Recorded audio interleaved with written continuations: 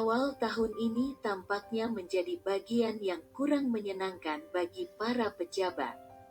Mengapa demikian? Tidak lain dan tidak bukan ialah adanya penyederhanaan jabatan pada instansi pemerintah, baik itu pusat maupun di daerah. Hal tersebut tentunya berefek pada jabatan yang terkena dampak kebijakan, yakni pejabat eselon 3 atau administrator, pejabat eselon 4 atau pengawas, dan pejabat eselon 5. Sebenarnya apakah hal yang mendasari kebijakan tersebut? Penyederhanaan birokrasi ini sebagai tindak lanjut dari pidato pelantikan Presiden Republik Indonesia Joko Widodo pada sidang paripurna Majelis Permusyawaratan Rakyat Republik Indonesia tanggal 20 Oktober 2019. Eselon 1, Eselon 2, Eselon 3, Eselon 4, apa tidak kebanyakan? Saya minta untuk disederhanakan menjadi 2 level saja, diganti dengan jabatan fungsional yang menghargai keahlian, menghargai kompetensi, kata Jokowi kala itu. Sebagai tindak lanjut kemudian Menteri Pemberdayaan Aparatur Negara dan Reformasi Birokrasi bergerak cepat, dipimpin Cahyokumolo. Berbagai kebijakan pun ditetapkan.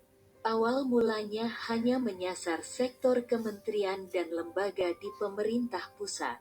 Sampai dengan akhir tahun 2020, sekitar 93% dari target, atau hampir 40.000 jabatan yang telah dipangkas. Bagaimana dengan pemerintahan daerah? Dalam hal ini Menteri Pemberdayaan Aparatur Negara dan Reformasi Birokrasi berkolaborasi dengan Menteri Dalam Negeri demi percepatan instruksi Presiden perihal pemangkasan birokrasi.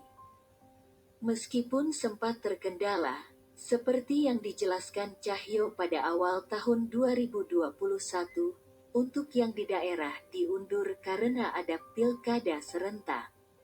Setelah selesai, akan dilihat yang mana yang efektif dan mana yang tidak karena tiap kementerian dan lembaga berbeda, dan nyatanya pada akhir tahun terjadi pemangkasan massal besar-besaran terhadap jabatan eselon di pemerintahan daerah. Kementerian Dalam Negeri mengingatkan para gubernur, bupati dan wali kota agar segera melakukan pelantikan jabatan fungsional.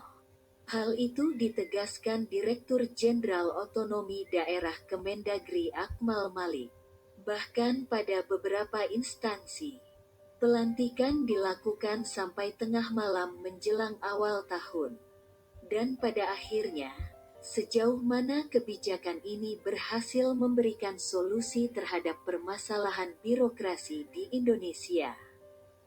Tentunya kita berharap program yang dicanangkan oleh Presiden sesuai dengan visi misi beliau, dan diharapkan memberikan efek dan manfaat yang terasa bagi pengguna pelayanan publik di negeri ini.